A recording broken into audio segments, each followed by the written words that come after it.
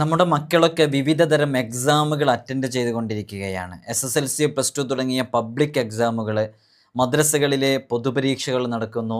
അതുപോലെ തന്നെ 10ന് താഴെയുള്ള കുട്ടികൾക്ക് വിവിധ തരം ആനുവൽ എക്സാമുകൾ നടക്കുകയാണ്. എക്സാമുമായി ബന്ധപ്പെട്ട് നമ്മൾ വളരെയധികം ശ്രദ്ധിക്കേണ്ടതുണ്ട്. അവർ ഒരു വർഷം പഠിച്ചതിൻ്റെ, SSLC ഒക്കെ ആണെങ്കിൽ 10 വർഷം പഠിച്ചതിൻ്റെ ഒരു പബ്ലിക് എക്സാമാണ് അവിടെ നടക്കുന്നത്. നന്നായിട്ട് അവർക്ക് അതിനെക്കുറിച്ചുള്ള അവയർനെസ് കൊടുത്തിട്ടില്ലെങ്കിൽ വലിയ പരാജയം സംഭവിക്കാൻ കാരണമാകും. അതുകൊണ്ട് തന്നെ എക്സാം എഴുതുന്ന എല്ലാ മക്കളും കേട്ടിരിക്കേണ്ട ഒരു വീഡിയോയാണ്. 12 കാര്യങ്ങൾ എക്സാമുമായി ബന്ധപ്പെട്ട്, ഈ 12 കാര്യങ്ങൾ കൃത്യമായി ശ്രദ്ധിച്ച് എക്സാം എഴുതുന്ന ഒരു കുട്ടിയും പരാജയപ്പെടാൻ പോകുന്നില്ല. വളരെ ആത്മാർത്ഥമായിട്ട് കൃത്യമായി മനസ്സിലാക്കി ഇതുപോലെ പഠിക്കുകയാണെങ്കിൽ ആർക്കും മിന്നുന്ന വിജയം കാഴ്ചവെക്കാൻ സാധിക്കും. അതിനെൻ്റെ പ്രിയപ്പെട്ട രക്ഷിതാക്കൾ ശ്രദ്ധിക്കേണ്ടത്, ഈ പറയുന്ന കാര്യങ്ങൾ കൃത്യമായി നമ്മുടെ മക്കൾ ഫോളോ ചെയ്യുന്നുണ്ടോ എന്ന് നോക്കുക. അതോടൊപ്പം തന്നെ എക്സാമിൻ്റെ അന്നത്തെ ദിവസം നമ്മുടെ മക്കൾ ഇറങ്ങുന്ന സമയത്ത് അവർക്ക് ചെയ്തു കൊടുക്കേണ്ട ആത്മീയമായ ചില പരിഹാരങ്ങളുണ്ട്. അവർക്ക് അന്ന് ഇറങ്ങുന്ന സമയത്ത് എക്സാമിന് പഠിച്ചതൊന്നും മറക്കാതിരിക്കാൻ വേണ്ടിയിട്ട് അവർക്ക് ചൊല്ലേണ്ട ചില ദിക്റുകളും സൂറത്തുകളും സ്വലാത്തുകളൊക്കെ പറയുന്നുണ്ട്. വീഡിയോ പൂർണ്ണമായും കാണാൻ വേണ്ടി ശ്രമിക്കണമെന്ന് ഓർമ്മപ്പെടുത്തുകയാണ്. അല്ലാഹു സുബ്ഹാനഹു വ തആല നമുക്ക് കാര്യങ്ങൾ കൃത്യമായി പഠിക്കാനും മനസ്സിലാക്കാനുമുള്ള തൗഫീഖൊക്കെ നൽകി അനുഗ്രഹിക്കുമാറാകട്ടെ. എക്സാം എഴുതുന്ന എല്ലാ വിദ്യാർത്ഥിനികൾക്കും നല്ല വിജയം നൽകി അനുഗ്രഹിക്കുമാറാകട്ടെ. വിഷയത്തിലേക്ക് പ്രവേശിക്കുന്നതിന് മുമ്പ് എല്ലാ ദിവസവും നമ്മൾ സൂചിപ്പിക്കാറുള്ളത് പോലെ തന്നെ നേരിട്ട് കാണാനുള്ള ഡേറ്റ് ചൊവ്വാഴ്ചകളിൽ മാത്രമാണ്. ചൊവ്വാഴ്ച നേരിട്ട് വരാൻ വേണ്ടി ബുക്ക് ചെയ്യാൻ വിളിക്കേണ്ടത് ഞായറാഴ്ച 10 മണിക്കാണ്. അപ്പോൾ ഞായറാഴ്ച 10 മണിക്ക് വിളിച്ച് ബുക്ക് ചെയ്തതിന് ശേഷം മാത്രമാണ് വരേണ്ടതെന്ന് ഓർമ്മപ്പെടുത്തുകയാണ്. പലരും ബുക്ക് ചെയ്യാതെ വരുന്നതുകൊണ്ട് നമുക്കിത് പ്രയാസം സൃഷ്ടിക്കുന്നുണ്ട്. കൃത്യമായി ശ്രദ്ധിക്കണം. ഇന്നും ബുക്ക് ചെയ്യാതെ വന്നിട്ട് നമുക്ക് നോക്കാതെ പറഞ്ഞയക്കേണ്ടി വന്നിട്ടുണ്ടായിരുന്നു. പക്ഷേ അതെങ്ങനെയാണെന്ന് ചോദിച്ചാൽ നമ്മൾ വേറെ ഒരുപാട് കാര്യങ്ങളിൽ തിരക്കിലായിരിക്കും. ചൊവ്വ എന്ന് പറയുന്നത് നമ്മൾ ഇത് നോക്കാൻ വേണ്ടി മാത്രം ഒഴിഞ്ഞു നിൽക്കുന്ന ദിവസമാണ്. അതുകൊണ്ട് മറ്റുള്ള ദിവസങ്ങളിൽ വന്നാൽ നമുക്ക് നോക്കാൻ കഴിയൂല എന്നുള്ളത് പ്രത്യേകം തുറന്നു പറയുന്നത് അതുകൊണ്ടാണ്. ഇന്നും ഒരാൾ വണ്ടി വിളിച്ച് വന്ന് തിരിച്ച് മടങ്ങി പോകേണ്ടി വന്നിട്ടുണ്ട്. അത് പ്രത്യേകം എല്ലാവരും ഓർമ്മപ്പെടുത്തുന്നത്. ഈ ലിസ്റ്റിൽ ഞായറാഴ്ച ബുക്ക് ചെയ്യുമ്പോൾ ഒരു ലിസ്റ്റ് ഉണ്ടാകും. ആ ലിസ്റ്റിൽ പേരുള്ളവരെ മാത്രമേ നമ്മൾ നോക്കാറുള്ളൂ. ഒരു ദിവസം മാത്രമാണ് നമുക്ക് ഒഴിവുണ്ടായതുകൊണ്ടാണ് അങ്ങനെയൊക്കെ പറയുന്നത്. അതുപോലെ തന്നെ നമ്മുടെ ദർസിലേക്കുള്ള അഡ്മിഷന് വേണ്ടി കുറേ ആളുകൾ കോൺടാക്ട് ചെയ്തുകൊണ്ടിരിക്കുന്നുണ്ട്. നമ്മൾ അവരിൽ നിന്ന് ചൂസ് ചെയ്യുക, നമ്മൾ ഇൻ്റർവ്യൂ ചെയ്തിട്ട്. അപ്പോൾ ഇൻഷാ അല്ലാഹ് താല്പര്യമുള്ള മക്കളുടെ രക്ഷിതാക്കൾ വളരെ പെട്ടെന്ന് തന്നെ കോൺടാക്ട് ചെയ്യുക. 7ാം ക്ലാസ് മുതലുള്ള മക്കൾക്ക് പറ്റും. ഇൻഷാ അല്ലാഹ് അതിനെക്കുറിച്ച് അവസാന ഭാഗത്ത് ഞാൻ അറിയിക്കും. ഇൻഷാ അല്ലാഹ് അള്ളാഹു നമുക്ക് കാര്യങ്ങൾ കൃത്യമായി പഠിക്കാനും മനസ്സിലാക്കാനുള്ള തൗഫീഖ് നൽകി അനുഗ്രഹിക്കുമാറാകട്ടെ. ഏറ്റവും നന്നായി പഠിച്ചവർക്കാണോ, നന്നായി എക്സാം എഴുതിയവർക്കാണോ, കൂടുതലൊന്നും പഠിച്ചിട്ടില്ല പക്ഷേ എക്സാമിൻ്റെ ആൻസർ ഷീറ്റിൽ അവൻ കുറച്ച് പഠിച്ചത് നന്നായിട്ട് എഴുതി, അവർക്കാണോ കൂടുതൽ മാർക്ക് ലഭിക്കുക എന്നുള്ളത് നമ്മൾ മനസ്സിലാക്കിയാലേ നമ്മളും കൃത്യമായിട്ടത് മനസ്സിലാക്കിയതുമാണ്.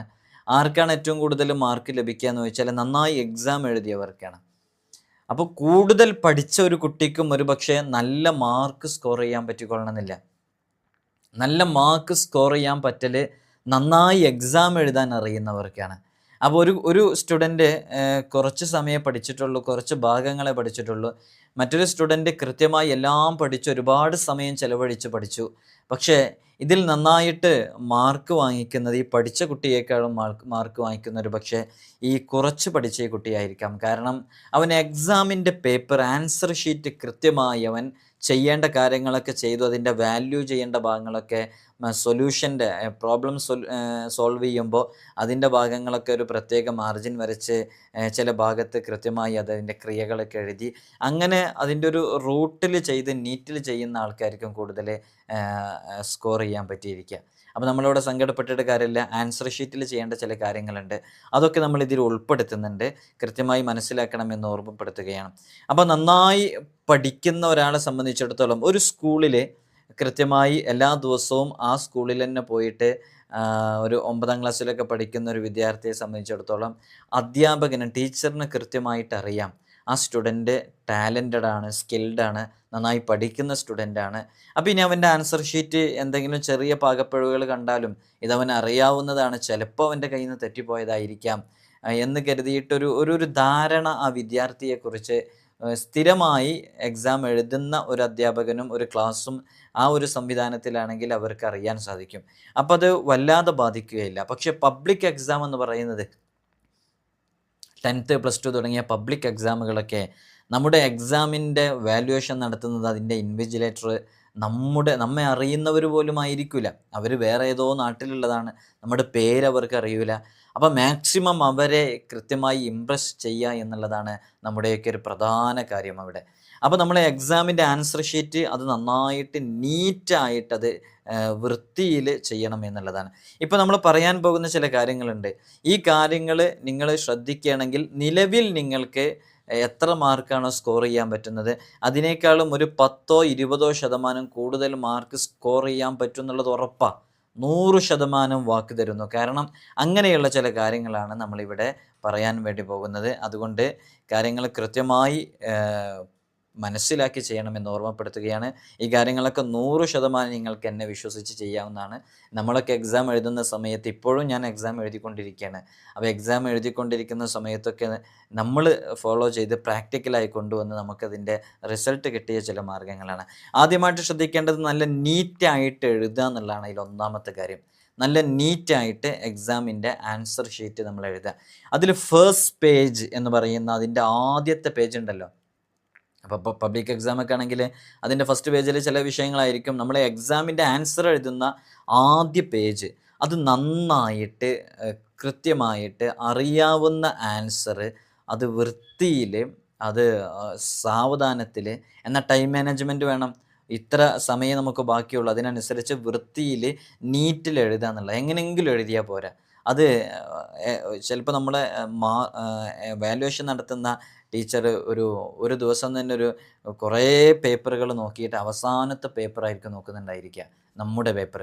അപ്പോൾ ഒരു പക്ഷേ അത് അവസാനത്തെ പേപ്പറാകുമ്പോൾ ആ ഒരു അധ്യാപകൻ്റെ ടീച്ചറുടെ ആ ഇൻവിജിലേറ്റർ മൂഡ് എങ്ങനെയെന്ന് നമുക്കറിയില്ല.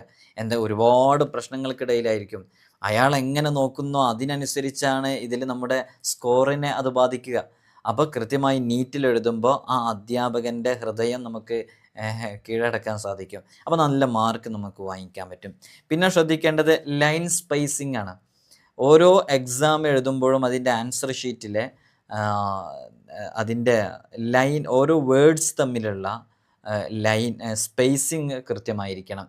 എല്ലാം ഒരൊറ്റ സെൻറ്റൻസായി എഴുതാതെ അതിങ്ങനെ വേർഡ് ബൈ വേർഡ് ഇങ്ങനെ വേർതിരിച്ച് പെട്ടെന്ന് നോക്കിയാൽ വായിക്കാൻ പറ്റുന്ന രൂപത്തിലാണ് ആൻസർ ഷീറ്റിൽ ഓരോ എക്സാമിൻ്റെ ആൻസർ എഴുതേണ്ടത്.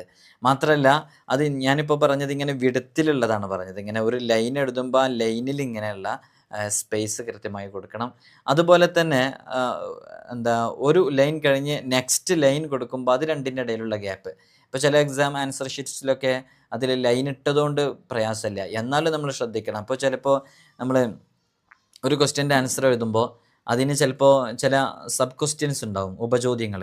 ആ ഉപചോദ്യങ്ങളുടെ ആൻസർ എഴുതുമ്പോൾ അവിടെ ഇപ്പോൾ 2 എന്ന നമ്പറിൻ്റെ 2 ക്വസ്റ്റ്യൻ ഉണ്ടാവും, എയും ബിയും ഉണ്ടാവും. ആ എയും ബി എഴുതുമ്പോൾ ചിലപ്പോൾ അതൊരു 1 വേർഡിൽ ആൻസർ ചെയ്യേണ്ട ചെറിയൊരു വേർഡായിരിക്കും. അപ്പോൾ നമ്മൾ അതിൻ്റെ തൊട്ട് താഴെയുള്ള ലൈനിൽ തന്നെ അതങ്ങ് എഴുതുമ്പോൾ എന്നിട്ട് ഒരു ഹാഫ് സർക്കിൾ ഇട്ട് ഇങ്ങനെ എഴുതുന്ന സമയത്ത് ഒരു പക്ഷേ അത് ആ എക്സാമിൻ്റെ ആൻസർ നോക്കുന്ന ഇൻവിജിലേറ്റർ ശ്രദ്ധിക്കാതെ പോയേക്കാം. കാരണം അതിന് ആൻസർ എഴുതാണ്ടത് നമ്മൾ ആ വേർഡ് എഴുതിയെടുക്കുന്നില്ല, ആ ഒരു ലെറ്റർ മാത്രമേ എഴുതിയെടുക്കുന്നുള്ളൂ, എന്നുള്ളത് മാത്രമേ എഴുതിയെടുക്കുന്നുള്ളൂ. അതാണ് അതിൻ്റെ ആൻസർ. പക്ഷെ അത് കാണാതെ പോയേക്കാം. അപ്പോൾ ഒരു ലൈൻ വിട്ട് അടുത്ത ലൈനിൽ എഴുതുക, ഒന്ന് പ്രൊജക്റ്റ് ചെയ്ത് നിൽക്കുന്ന രൂപത്തിൽ എഴുതുക. ഒരുപാട് ആൻസർ ഷീറ്റ്സുകൾ നോക്കുമ്പോൾ ചിലപ്പോൾ ഒരു പക്ഷേ അശ്രദ്ധയിൽ ആ മാർക്ക് നമുക്ക് ഒരു മാർക്കാണെങ്കിൽ അത് മിസ്സായി പോവാതിരിക്കാൻ വേണ്ടിയിട്ടാണ് അങ്ങനെ പറയുന്നത്. അപ്പോൾ അത് കൃത്യമായിട്ട് എഴുതാം. നമ്മൾ ഫീസ് അടച്ച് എക്സാം എഴുതുന്നതാണ്. എത്ര അഡീഷണൽ ഷീറ്റ് ചോദിച്ചാലും നമുക്കത് തരും അവർ. അതുകൊണ്ട് തന്നെ ഈ പേപ്പർ കഴിയുമല്ലോ എന്ന് വിചാരിച്ചിട്ട് അങ്ങനെ പിശുക്കി എഴുതേണ്ട ആവശ്യമില്ല. അതൊരു ലൈൻ, ഒരു സ്പേസ് വിട്ട് കഴിഞ്ഞിട്ട് ഒരു ലൈൻ കഴിഞ്ഞിട്ട് എഴുതിയാലും മതി എന്നുള്ളതാണ്. മാർജിൻ അതുണ്ടാകും, എന്നാലും മാർജിൻ വരയ്ക്കേണ്ടതിന് കൃത്യമായി മാർജിൻ വരയ്ക്കുക. അതിൻ്റെ പ്രോബ്ലംസൊക്കെ സോൾവ് ചെയ്യേണ്ട മാത്സ്, കെമിസ്ട്രി, ഫിസിക്സ് പോലെയുള്ള സ്റ്റാറ്റിസ്റ്റിക്സ് പോലെയുള്ള ഭാഗങ്ങളിലൊക്കെ അത് കൃത്യമായി സെപ്പറേറ്റ് ചെയ്തൊരു ലൈൻ വരച്ച് അതിൻ്റെ അപ്പുറത്ത് നമ്മൾ ആൻസർ എഴുതിയതിൻ്റെ മുഴുവൻ റൂട്ടും അവിടെ എഴുതി വെക്കുക എന്നുള്ളതാണ്. അതൊക്കെ നമുക്ക് ലാസ്റ്റ് ഏതെങ്കിലും 1/2 മാർക്കിൻ്റെ കുറവിന് നമ്മൾ എന്താ ഫെയിലാവാൻ നിൽക്കുന്ന സമയത്ത് ഇതൊക്കെ ഒരു പോസിറ്റീവായി എടുത്ത് ആ അരമാർക്ക് കൂട്ടിയിട്ട് നമുക്ക് ഇടാനുള്ള സാധ്യതയൊക്കെ ഉണ്ട്. നമ്മൾ മാക്സിമം അധ്യാപകരെ ഇത് എക്സാം എന്താ എന്താ വാല്യൂ ചെയ്യുന്ന ഇൻവിജിലേറ്ററെ നമ്മൾ ഇമ്പ്രസ് ചെയ്യുക എന്നുള്ളതാണ് ഇതുകൊണ്ടൊക്കെ നമ്മൾ ചെയ്യേണ്ടത്. പിന്നെ പ്രധാനമായിട്ട് ശ്രദ്ധിക്കേണ്ടത് നമ്മൾ എങ്ങനെയായിട്ടുണ്ടെന്നുണ്ടെങ്കിലും ആൻസർ എങ്ങനെയാണ് എഴുതേണ്ടത് എന്നുള്ളതാണ്. ഇതിലിപ്പോൾ പ്രധാനമായിട്ട് ശ്രദ്ധിക്കേണ്ടത് നമ്മൾ ഈ രജിസ്റ്റർ നമ്പർ, റോൾ നമ്പർ ഇതൊക്കെ എഴുതുമ്പോൾ അത് ഹോൾ ടിക്കറ്റിൽ നോക്കിയിട്ട് തന്നെ എഴുതാൻ വേണ്ടി ശ്രമിക്കുക. നമുക്ക് അറിയാവുന്നൊരു നമ്പർ അല്ലല്ലോ. പെട്ടെന്ന് നമുക്ക് ആദ്യത്തെ എക്സാമിൻ്റെ ഒരു നമ്പർ കിട്ടുന്നു, നമ്മളത് ബൈഹാർട്ട് ചെയ്ത് വെക്കുന്നു. ചിലപ്പോൾ നമ്മുടെ മൊബൈൽ നമ്പറിനോടോ നമ്മുടെ വീട്ടിലെ കാറിൻ്റെ നമ്പറിനോടൊക്കെ സാമ്യമുള്ള നമ്പറായിട്ട് ചിലപ്പോൾ വരുന്നു. അപ്പോൾ നമ്മൾ അതിൻ്റെ ഒരു ബാക്കി എഴുതുമ്പോൾ അത് തിരിച്ച് നമ്മുടെ മനസ്സിലേക്ക് വരാനുള്ളൊരു സാധ്യതയുണ്ട്. അപ്പോൾ അതുകൊണ്ട് തന്നെ ആ റോൾ നമ്പറൊക്കെ തെറ്റിപ്പോകാൻ സാധ്യത ഉണ്ടായതുകൊണ്ട് ഒന്നുകിൽ എഴുതി കഴിഞ്ഞതിന് ശേഷം ഒന്നും കൂടെ ക്രോസ് ചെക്ക് ചെയ്യുക അത് കൃത്യമാണോ എന്നുള്ളത്. ബൈ ഹാർട്ട് ആണെങ്കിൽ പോലും അതിങ്ങനെ മാറിപ്പോകാൻ സാധ്യതയുണ്ട്. നമ്മുടെ മൊബൈൽ നമ്പറുമായി ബന്ധപ്പെട്ടിട്ടോ, ഉപ്പയുടെയോ ഉമ്മയുടെയോ മൊബൈൽ നമ്പറുമായി ബന്ധപ്പെട്ടിട്ടോ, കാറിൻ്റെ നമ്പറുമായി ബന്ധപ്പെട്ടിട്ടോ, ഫ്രണ്ട്സിൻ്റെ നമ്പറുമായി ബന്ധപ്പെട്ടിട്ടൊക്കെ അങ്ങനെ മിക്സായിട്ട് മാറിപ്പോകാൻ സാധ്യതയുള്ളതുകൊണ്ട് ബൈ ഹാർട്ടാണെങ്കിൽ നമ്മളത് നോക്കി ക്രോസ് ചെക്ക് ചെയ്യുക, നോക്കി തന്നെ എഴുതാൻ വേണ്ടി ശ്രമിക്കുക. എങ്ങനെയാണ് ആൻസർ ചെയ്യേണ്ടത് എന്നുള്ളതാണ് പല കുട്ടികൾക്കുള്ള സംശയമാണ്. എങ്ങനെയാണ് ആൻസർ ചെയ്യേണ്ടത്? അറിയാവുന്ന ക്വസ്റ്റ്യൻസ് ഇങ്ങനെ എഴുതി വന്നാൽ മതിയോ? ഒരു 30 ക്വസ്റ്റ്യൻസ് ഉണ്ടെങ്കിൽ ആദ്യം 29, പിന്നെ 11, പിന്നെ 8, പിന്നെ 1 ഇങ്ങനെ എഴുതി വന്നാൽ മതിയോ? അതല്ല, ഓർഡർ പ്രകാരമാണ് എഴുതി വരേണ്ടത്. അതറിയാത്തത് വിട്ട് ഇങ്ങനെ ഓർഡർ പ്രകാരമാണ് എഴുതി വരേണ്ടത്. പരമാവധി നമ്മൾ ശ്രദ്ധിക്കേണ്ടത് മാക്സിമം നമുക്ക് എങ്ങനെ ഓർഡർ ആക്കി എഴുതാൻ പറ്റുമോ അങ്ങനെ തന്നെ ഓർഡർ ആക്കി എഴുതുക എന്നുള്ളതാണ്. ഒരു സ്റ്റുഡൻറ്റ് ആൻസർ ഷീറ്റിൽ 1 മുതൽ 10 വരെ ഓർഡർ പ്രകാരമാണ് എഴുതുന്നത് സങ്കല്പിക്കുക. എന്നാൽ ഓർഡർ പ്രകാരം എഴുതുന്നുണ്ടെങ്കിൽ ഈ എക്സാം വാല്യുവേഷൻ ചെയ്യുന്ന ഈ ടീച്ചറെ, ഇൻവിജിലേറ്ററെ സംബന്ധിച്ചിടത്തോളം ഇവനെക്കുറിച്ചൊരു ധാരണ വരികയാണ്. ഇവൻ ആൻസർ ഓരോന്നും 1 by 1 ആയിട്ട് കൃത്യമായിട്ട് ഓർഡർ പ്രകാരമാണ് എഴുതുന്നത്. അപ്പോൾ എല്ലാ ആൻസറും അറിയാം എന്നുള്ളൊരു ധാരണ വരാനുള്ള സാധ്യതയുണ്ട്. മാക്സിമം അങ്ങനെ തന്നെ അറിയാവുന്നവർ അങ്ങനെ തന്നെ ഓർഡർ പ്രകാരമാണ് എഴുതേണ്ടത്. ഇനി അങ്ങനെ അറിയുന്നില്ല എന്നുണ്ടെങ്കിൽ നമുക്കിപ്പോൾ 5ാമത്തത് അറിയുന്നുണ്ട്, 7ാമത്തത് അറിയും, പിന്നെ 9ാമത്തത് അറിയും, പിന്നെ 29ാമത്തെ അറിയും. എന്നാൽ 29ാമത്തെ ആദ്യം എഴുതാതെ അറിയാവുന്നതിൽ വെച്ച് ഓർഡർ പ്രകാരം എഴുതാൻ വേണ്ടി ശ്രമിക്കുക. അപ്പോഴൊക്കെ ഈ ഒരു സ്റ്റുഡൻറ്റിന് ഒരു ഡിസിപ്ലിൻ ഉണ്ട്. ആൻസർ ഷീറ്റ് എഴുതുന്ന സമയത്തും ആൻസർ എഴുതുന്ന സമയത്തും മൊത്തത്തിൽ കാര്യത്തിലൊക്കെ ഇതൊക്കെ ഇമ്പ്രസ് ചെയ്യാൻ കാരണമാകുന്നതാണ്. അപ്പോൾ ഇത്തരം കാര്യങ്ങളൊക്കെ ശ്രദ്ധിക്കണം എന്ന് ഓർമ്മപ്പെടുത്തുകയാണ്. പരമാവധി മാക്സിമം ഓർഡർ കീപ്പ് ചെയ്ത് തന്നെ എഴുതാൻ വേണ്ടി ശ്രമിക്കുക. മുഴുവൻ ക്വസ്റ്റ്യൻസും അറ്റൻഡ് ചെയ്യേണ്ടതായ മുഴുവൻ ക്വസ്റ്റ്യൻസും അറ്റൻഡ് ചെയ്യുക എന്നുള്ളതാണ്. അങ്ങനെ എല്ലാം അറ്റൻഡ് ചെയ്യുമ്പോൾ ചിലപ്പോൾ മൾട്ടിപ്പിൾ ക്വസ്റ്റ്യൻസ് ഉണ്ടാകും. അല്ലെങ്കിൽ നമ്മൾ ഒരു 10 ക്വസ്റ്റ്യൻസ് കൊടുത്തിട്ട് ഏതെങ്കിലും 7 എണ്ണത്തിന് എഴുതാൻ വേണ്ടി പറഞ്ഞിട്ടുണ്ടാകും. അപ്പോൾ ഏതെങ്കിലും 7 എണ്ണത്തിന് എഴുതാൻ വേണ്ടി പറയുമ്പോൾ നമ്മൾ ആ 7 എണ്ണത്തിന് മാത്രം എഴുതുക. എന്നിട്ട് നമ്മൾ ബാക്കിയുള്ള ക്വസ്റ്റ്യൻസ് ഒക്കെ എഴുതിയിട്ട് സമയം ബാക്കിയുണ്ടെങ്കിൽ മാത്രം ഈ എണ്ണത്തിൽ ബാക്കിയുള്ളത് എഴുതേണ്ടതാണെങ്കിൽ അത് എഴുതുക. അങ്ങനെയുള്ള റൂട്ടാണ് സ്വീകരിക്കേണ്ടത്. ആദ്യം തന്നെ ഈ 7 എണ്ണം എഴുതുമ്പോൾ നമുക്കൊരു പക്ഷേ നമുക്ക് നിർബന്ധമായും എഴുതേണ്ടിയിരിക്കേണ്ട ചില ക്വസ്റ്റ്യൻസ് ഉണ്ട്. ആ ക്വസ്റ്റ്യൻസ് എഴുതാനുള്ള, ആൻസർ എഴുതാനുള്ള അതിനുള്ള സമയം ഉണ്ടായിക്കൊള്ളണമെന്നില്ല. അതുകൊണ്ട് 5 എണ്ണം 5 ക്വസ്റ്റ്യൻ കൊടുത്തിട്ട് 3 എണ്ണം എഴുതേണ്ടതിലും 10 ക്വസ്റ്റ്യൻ കൊടുത്തിട്ട് 7 എണ്ണം എഴുതേണ്ടതിലും എഴുതേണ്ടത് എഴുതിയിട്ട് സമയമുണ്ടെങ്കിൽ മാത്രം ബാക്കിയുള്ളത് എഴുതുക. അത് നമുക്ക് ടൈം മാനേജ്മെൻറ്റ് ചെയ്യാനും ടൈം കൃത്യമായി യൂസ് ആക്കാനൊക്കെ കാരണമാകും എന്നുള്ളതാണ്. അത് നന്നായിട്ട് ശ്രദ്ധിക്കുക. പിന്നെ ഇവിടെ ശ്രദ്ധിക്കേണ്ടത് ചില കുട്ടികളൊക്കെ സ്ഥിരമായിട്ട് ചെയ്യുന്നൊരു വിഷയമാണ് ഇൻവിജിലേറ്ററെ, എക്സാം വാല്യുവേഷൻ ചെയ്യുന്ന അധ്യാപകനെ പറ്റിക്കാം എന്നുള്ളത്.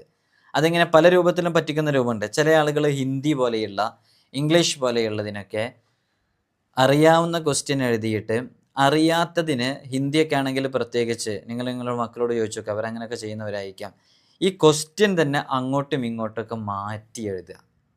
അത് ശരിക്ക് അധ്യാപകനെ പറ്റിക്കുക എന്നൊക്കെ പറഞ്ഞിട്ടുണ്ടെങ്കിൽ, ഞാൻ ആ ധാർമ്മികമായ വിഷയമല്ല പറയുന്നത്, ഈ കുട്ടിക്ക് ഇത്രേ ഉള്ളൂ എന്നുള്ളത് ഒരു ധാരണ, നമ്മൾ നേരത്തെ പറഞ്ഞൊരു പോസിറ്റീവ് ധാരണ അധ്യാപകനിൽ ഉണ്ടാക്കാനുള്ളതാണ്. ഇതൊരു നെഗറ്റീവ് തോട്ട്സാണ് കൊടുക്കുക. ഇവൻ ഇങ്ങനെയൊക്കെ മനസ്സിലാക്കി ഇത്രയും പോയത്തക്കാരനാണോ പൊട്ടനാണോ എന്ന് വിചാരിക്കുക. അതുകൊണ്ട് അറിയാത്ത ക്വസ്റ്റ്യൻസിന് നിങ്ങളങ്ങനെ തിരിച്ചും മറിച്ചും എഴുതിയത് കൊണ്ട് അതിനൊരു മാർക്കും കിട്ടാൻ പോകുന്നില്ല, ഒരു മാർക്കും അതിന് രേഖപ്പെടുത്താൻ പോകുന്നില്ല. അതുകൊണ്ട് അങ്ങനെ ഒരാളും എഴുതരുത് എന്നുള്ള പ്രത്യേകം പറഞ്ഞു കൊടുക്കുക. കുട്ടികളാണത് കേൾക്കുന്നുണ്ടെങ്കിൽ അവർ കൃത്യമായിട്ട് മനസ്സിലാക്കുക. അങ്ങനെ ഒരു കാരണവശാലും എഴുതരുത്. പിന്നെ ഇവിടെ ചീറ്റ് ചെയ്യുന്നൊരു സംഭവമാണ്. ഇതൊക്കെ ഒരു ചീറ്റിംഗ് ആണ് യഥാർത്ഥത്തിൽ. പിന്നെ ഇതേപോലെ ഇപ്പോൾ ഒരു വൺ വേർഡ് ക്വസ്റ്റ്യൻ ഒരു ആൻസർ എഴുതേണ്ടതുണ്ടാകും. ഇപ്പോൾ ഒരു 11ാമത്തെ ക്വസ്റ്റ്യൻ്റെ ആൻസർ ഒരു വൺ വേർഡ് ക്വസ്റ്റ്യൻ, ചെറിയൊരു ക്വസ്റ്റ്യനാണ്, 1 മാർക്കിൻ്റെ. ആ 1 മാർക്കിൻ്റെ ആൻസർ എന്താ അവന് ശരിക്കും അറിയില്ല. അത് കുറച്ച് ഓപ്ഷൻസ് ഉണ്ട്.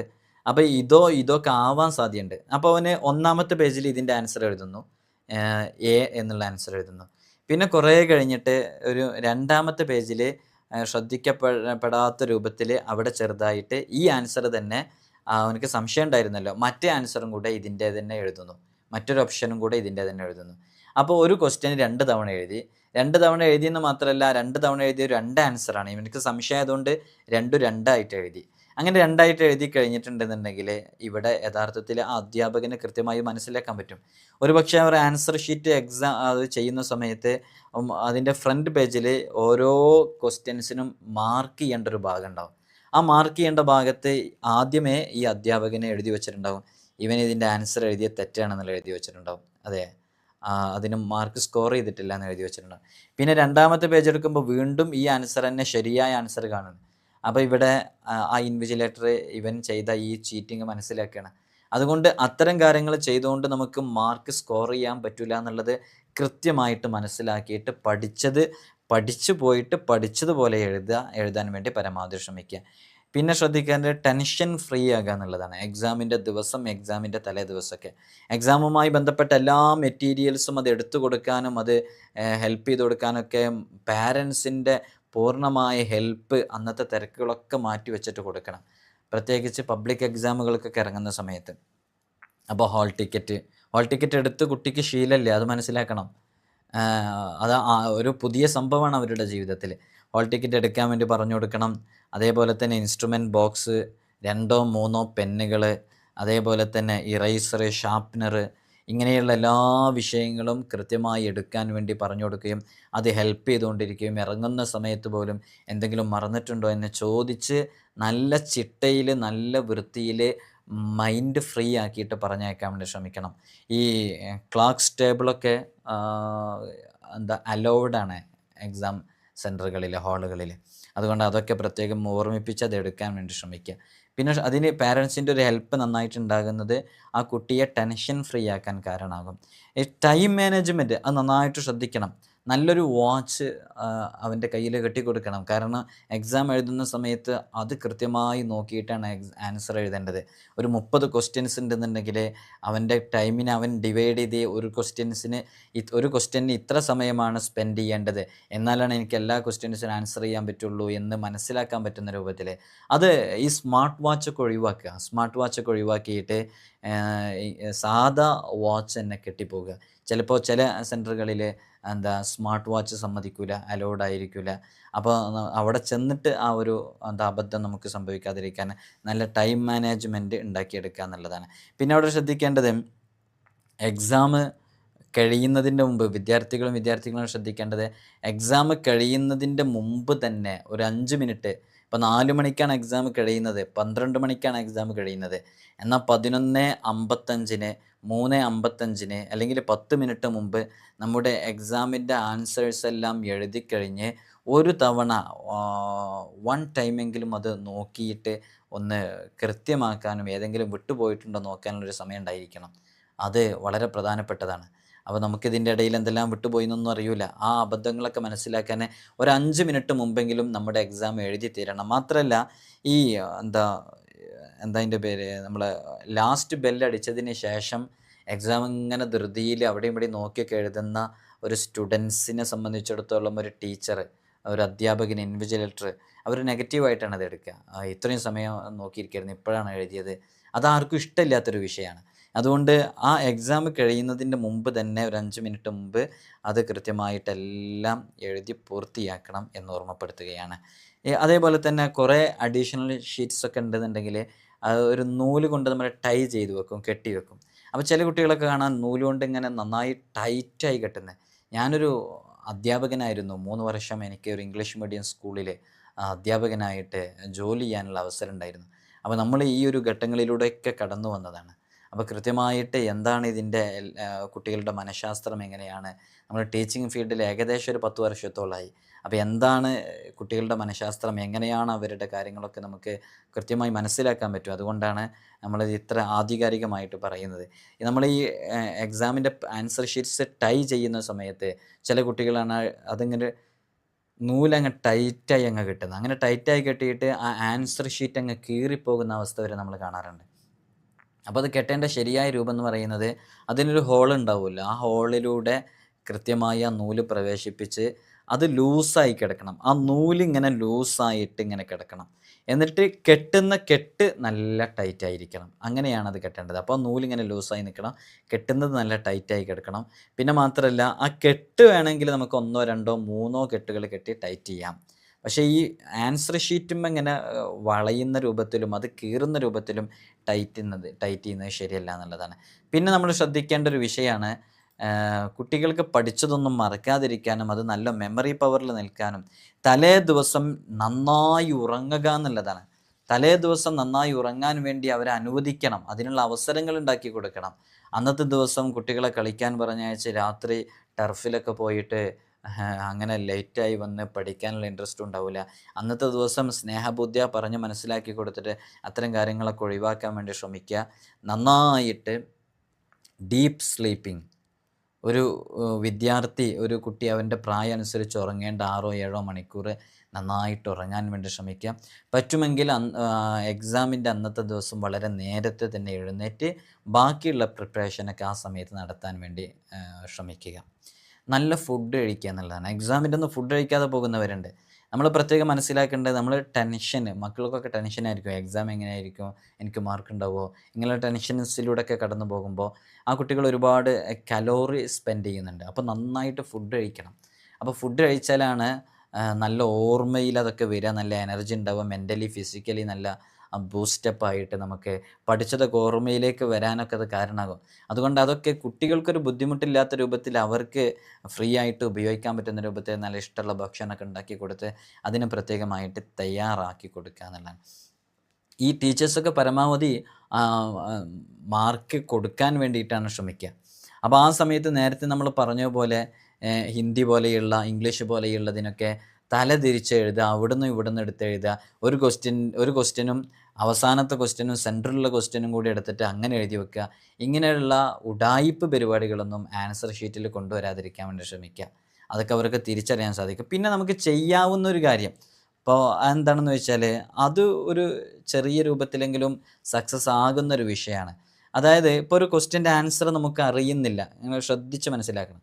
ഒരു ക്വസ്റ്റ്യൻ്റെ ആൻസർ നമുക്ക് കൃത്യമായിട്ട് അറിയുന്നില്ല, ഇതെങ്ങനെയാണ് എഴുതേണ്ടതെന്ന് അറിയുന്നത്, ആൻസർ തീരെ അതിനെക്കുറിച്ച് അറിവില്ല. പക്ഷേ ആ ക്വസ്റ്റ്യനുമായി ബന്ധപ്പെട്ട വേറെ കുറേ വിഷയങ്ങൾ നമുക്കറിയാം. എന്നാൽ ആ ക്വസ്റ്റ്യൻ്റെ ആൻസറിന് എത്ര മാർക്കാണെന്നുള്ളത് നോക്കുക. 3 മാർക്കാണെങ്കിൽ അതിൻ്റെ ആൻസർ നമുക്കറിയില്ല, പക്ഷെ അതുമായി ബന്ധപ്പെട്ട ചില കാര്യങ്ങളൊക്കെ ക്ലാസ്സിൽ പഠിപ്പിച്ചത് നമ്മൾ പഠിച്ചതൊക്കെ നമുക്കറിയാം. സമയം ബാക്കിയുണ്ടെങ്കിൽ ആ ക്വസ്റ്റ്യൻ്റെ ആൻസറിൻ്റെ നമ്പർ ഇട്ട് അതുമായി റിലേറ്റ് ചെയ്ത് നമുക്കറിയാവുന്ന ആ കാര്യം ജസ്റ്റ് ഒന്ന് എഴുതി വെക്കാം. ഇതുകൊണ്ട് നമുക്കുള്ളൊരു നേട്ടം എന്താണെന്ന് വെച്ചാൽ, എക്സാമിൽ നമുക്ക് ജയിക്കാൻ, പാസ് ഔട്ട് ആവാൻ വേണ്ടിയിട്ടുള്ള ഒരു ടാർഗറ്റ് ഉണ്ടാകും. ആ ഒരു ടാർഗറ്റിലേക്ക് ഒരു 1/2 മാർക്കായിരിക്കും ചിലപ്പോൾ കുറഞ്ഞിട്ടുണ്ടാവുക, അല്ലെങ്കിൽ 1 മാർക്കായിരിക്കും കുറഞ്ഞിട്ടുണ്ടാവുക. ആ ഒരു 1/2 മാർക്ക് 1 മാർക്കും കൂടി അങ്ങോട്ട് ഫില്ലായി കഴിഞ്ഞാൽ നമുക്കതിൽ പാസ് ആവാൻ പറ്റുമായിരിക്കും. അപ്പോൾ അങ്ങനെയുള്ള സന്ദർഭത്തിൽ ചിലപ്പോൾ നമ്മൾ ഈ എഴുതിയ ഈ ആൻസർ എന്തായി പരിഗണിച്ചേക്കാം. ഒരു 1/2 മാർക്ക് ഇട്ട് തരാൻ വേണ്ടിയിട്ട് ഒരു ലൈനിട്ട് 1/2 മാർക്ക് അവിടെ കൊടുത്ത് നമ്മളെ പാസ് ഔട്ട് ആക്കാൻ വേണ്ടിയിട്ട് ശ്രമിക്കും. അധ്യാപകരൊക്കെ പരമാവധി എഴുതുന്ന കുട്ടികളൊക്കെ വിജയിക്കട്ടെ എന്ന് കരുതുന്നവരാണ്.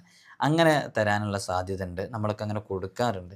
അതുകൊണ്ട് അത് ശ്രദ്ധിക്കുക. എന്നാലും ഇത് പറയുന്നത് എന്തിനാ, എന്നാലും നിങ്ങൾ ഏത് ചെയ്യരുത്, അറിയാത്ത ക്വസ്റ്റ്യൻ്റെ ആൻസർ എഴുതുമ്പോൾ 3-ാമത്തെയും 4-ാമത്തെയും 5-ാമത്തെയും ക്വസ്റ്റ്യൻ്റെ സെൻറ്റർ എടുത്ത് അതിങ്ങോട്ട് എഴുതി വെക്കുന്ന, തിരിച്ചും മറിച്ചും എഴുതി വെക്കുന്ന രൂപം ഉണ്ടാകരുത് എന്ന് പറയാൻ വേണ്ടിയിട്ടാണ്. പിന്നെ ഇവിടെ ശ്രദ്ധിക്കേണ്ടത്, 10th SSLC +2 ഒന്നും ലാസ്റ്റ് എക്സാം അല്ല. അതൊരു വലിയ എന്തോ പരീക്ഷയാണെന്ന് കരുതിയിട്ട് വല്ലാതെ അവരെ പേടിപ്പെടുത്തി, അവരെ ഭീതിപ്പെടുത്തി, അവരെന്തോ ഒരു മുൾമുനയിൽ നിർത്തി, ഫെബ്രുവരി മാർച്ച് മാസത്തിൽ അങ്ങനെ മുൾമുനയിൽ നിർത്തേണ്ട ആവശ്യമൊന്നുമില്ല. നന്നായിട്ട് അവർക്ക് എന്ത് ചെയ്യണം, നമ്മൾ പറഞ്ഞു കൊടുത്ത് മനസ്സിലാക്കിയിട്ട്, ഇത് അവസാനത്തെ ജീവിതം, അവസാനത്തെ കാലമൊന്നുമല്ല, ഇനി ഒരുപാട് ഭാവിയുണ്ടെന്ന് പറഞ്ഞ് നല്ല മോട്ടിവേഷൻ കൊടുക്കുക എന്നുള്ളതാണ്. അവരൊരിക്കലും തളർത്തിക്കളയരുത് എന്നുള്ളതാണ്. നമുക്കിനി ഒരുപാട് എൻട്രൻസ് എക്സാമുകൾ വരാനുണ്ട്. അല്ലേ? PSC എക്സാമുകൾ വരാനുണ്ട്. നെറ്റ്, സെറ്റ് തുടങ്ങി ഒരുപാട് വിവിധങ്ങളായ എക്സാമുകൾ ഇനി അറ്റൻഡ് ചെയ്യാനിരിക്കണേ. ഈ ഒരു SSLC എന്ന് പറഞ്ഞിട്ട് കുട്ടികൾക്ക് പ്രഷർ കൊടുക്കല്ലേ. അതവരെ എക്സാമിനെ ബാധിക്കും. ഒരു പ്രഷറും കുട്ടികൾക്ക് കൊടുക്കരുത്. അന്നത്തെ ദിവസം കാം ആൻഡ് കൂൾ, നല്ല ശാന്തയോടെ സമാധാനത്തോടെ കുട്ടികളെ എക്സാം സെൻറ്ററിലേക്ക് പറഞ്ഞയക്കാം. ഞാൻ ഇതിലൊരു ഭാഗം കൊണ്ട് ഉൾപ്പെടുത്താൻ ഉദ്ദേശിച്ചിരുന്നു. എന്താണെന്ന് വെച്ചാൽ, എങ്ങനെ നമുക്ക് ഒരു ഭാഗം, ഒരു വിഷയം എങ്ങനെ കൃത്യമായി പഠിക്കാം, അത് പഠിച്ചത് എങ്ങനെ നമുക്ക് മറക്കാതെ, ജീവിതകാലം മുഴുവൻ മറക്കാതെ എങ്ങനെ നമുക്കത് പഠിക്കാം എന്നുള്ളതാണ്. ഇപ്പോൾ നമ്മുടെ കുട്ടികളൊരു കാര്യം പഠിച്ചാൽ അത് മറന്നു പോകുന്നു. ഇപ്പോൾ കഴിഞ്ഞ മാസം പഠിച്ചത് അവരോട് ചോദിച്ചാൽ കിട്ടുന്നില്ല. എന്നാൽ ആ പഠിച്ചത് ഒരു കാരണവശാലും മറക്കാതെ ജീവിതകാലം മുഴുവനും മനസ്സിൽ നിലനിൽക്കാൻ ഒരു മെത്തേഡുണ്ട്. ആ മെത്തേഡ് നമ്മൾ കഴിഞ്ഞ പബ്ലിക് എക്സാമിൻ്റെ സമയത്ത് ഒരു വീഡിയോയിൽ പറഞ്ഞിട്ടുണ്ട്. ആ മെത്തേഡ് ആ രൂപത്തിൽ പഠിച്ച ഒരാളും മറക്കില്ല. അത് സയൻറ്റിഫിക്കലി പ്രൂവ്ഡ് ആയിട്ടുള്ള കാര്യമാണ്. ഒരുപാട് ആളുകളിൽ പരീക്ഷിച്ചിട്ട് അത് പ്രൂവ്ഡ് ആയിട്ടുള്ളതാണത്. അതുകൊണ്ട് തന്നെ ആ ഒരു റൂട്ടും കൂടെ നമ്മളിതിൽ പറയാൻ ഉദ്ദേശിച്ചിരുന്നു. സമയമില്ലാത്തതുകൊണ്ടാണ് അത് ഉൾപ്പെടുത്താതെ. അപ്പോൾ ആ ഒരു റൂട്ട് സ്വീകരിച്ചു കഴിഞ്ഞാൽ പഠിച്ചൊന്നും ഒരിക്കലും മറക്കില്ല എന്നുള്ളതാണ്. ആവശ്യമുണ്ടെങ്കിൽ ഇൻഷാ അല്ലാഹ് ഒന്നുകൂടെ ഞാൻ അത് വീണ്ടും പുതിയ ചില വിഷയങ്ങളൊക്കെ ഉൾപ്പെടുത്താവുന്നതേ ഉള്ളൂ. ആവശ്യമുണ്ടെങ്കിൽ അറിയിക്കുക. ഇൻഷാ അല്ലാഹ് ഇനി നമ്മളിതിൽ പറയുന്നത്, എക്സാമിന് ഇറങ്ങുന്ന അന്ന്, ഫസ്റ്റ് എക്സാം ആണെങ്കിലൊക്കെ പ്രത്യേകിച്ച് അന്നത്തെ സുബ്ഹ് നിസ്കാരത്തിന് ശേഷം ഒരു സൂറത്തുൽ ഫത്ഹ് പാരായണം ചെയ്യുക. അതേപോലെ തന്നെ എക്സാമിന് ഇറങ്ങുന്ന സമയത്ത് സ്വലാത്തുൽ ഫാത്തിഹ ചൊല്ലുക. യാ ഫത്താഹു യാ അള്ളാഹ് എന്നുള്ളത് കഴിയുമെങ്കിൽ 489 തവണ ചൊല്ലുക. അല്ലാഹുമ്മ സ്വല്ലി അലാ സയ്യിദിന മുഹമ്മദ് എന്നുള്ള സ്വലാത്ത് ബിസ്മി ചൊല്ലിയിട്ട് ക്വസ്റ്റ്യൻ പേപ്പർ എടുത്ത് അല്ലാഹുമ്മ സ്വല്ലി അലാ സയ്യിദിന മുഹമ്മദ് എന്ന് ചൊല്ലിയിട്ട് എഴുതി തുടങ്ങുക. ബിസ്മി ചൊല്ലിയിട്ട് ഏതെങ്കിലും ഒരു ക്വസ്റ്റ്യൻ്റെ ആൻസർ പെട്ടെന്ന് കിട്ടാതെയാവുകയാണെന്ന് കരുതുക. അങ്ങനെ കിട്ടാതെയാവുകയാണെങ്കിൽ മൈൻഡിലേക്ക് ഉടനെ തന്നെ അല്ലാഹുമ്മ സ്വല്ലി അലാ സയ്യിദിന മുഹമ്മദ്, അല്ലാഹുമ്മ സ്വല്ലി അലാ സയ്യിദിന മുഹമ്മദ്, അല്ലാഹുമ്മ സ്വല്ലി, ഇങ്ങനെ ഒരു 3 തവണ സ്വലാത്ത് ചൊല്ലിയിട്ട് ഓർക്കാൻ വേണ്ടി ശ്രമിക്കുക. അത് മെമ്മറിയിലേക്ക് വരും ഇൻഷാ അല്ലാഹ്. അള്ളാഹു എക്സാം എഴുതുന്ന എല്ലാ മക്കൾക്കും നല്ല വിജയം നൽകട്ടെ. SSLCയിലും പ്ലസ് ടുവിലൊക്കെ നല്ല A+ നൽകട്ടെ. നല്ല വിജയം നൽകി നല്ല മാർക്ക് സ്കോർ ചെയ്ത് ഭാവിയിലേക്ക് ഉപകരിക്കുന്ന നല്ല മക്കളായിട്ട് അള്ളാഹു നമ്മുടെ മക്കളെയൊക്കെ കബൂലാക്കട്ടെ ഇൻഷാ അല്ലാഹ്. നിങ്ങൾക്കൊക്കെ ഇത് ഉപകാരപ്പെട്ടു എന്ന് മനസ്സിലാക്കുന്നു. എന്തെങ്കിലുമൊക്കെ ഒന്ന് താഴെ എഴുതി അറിയിക്കുക. പരമാവധി എക്സാം എഴുതുന്ന മക്കളിലേക്ക് ഇത് കേൾക്കാൻ വേണ്ടി കൊടുക്കുക. അവർക്ക് യൂസ്ഫുൾ ആകുമെന്നുള്ളത് ഉറപ്പാണ് ഇൻഷാ അല്ലാഹ്. നമ്മൾ റിവിഷൻ എന്ന് പറയുന്ന ഭാഗമുണ്ട്. റിവിഷൻ എന്ന് പറഞ്ഞാൽ നമ്മുടെ മക്കൾ പഠിച്ചതൊരിക്കലും മറക്കാതിരിക്കാൻ ഈ ഒരു മെത്തേഡ് സ്വീകരിച്ചാൽ, ഇത് സ്വീകരിക്കാൻ ഒരു പണിയില്ല. രക്ഷിതാക്കളാകുന്ന നിങ്ങൾ ഇതവർക്ക് പറഞ്ഞു കൊടുത്താൽ മതി. ഞാൻ ആ വിഷയത്തിൽ പറഞ്ഞിട്ടില്ല.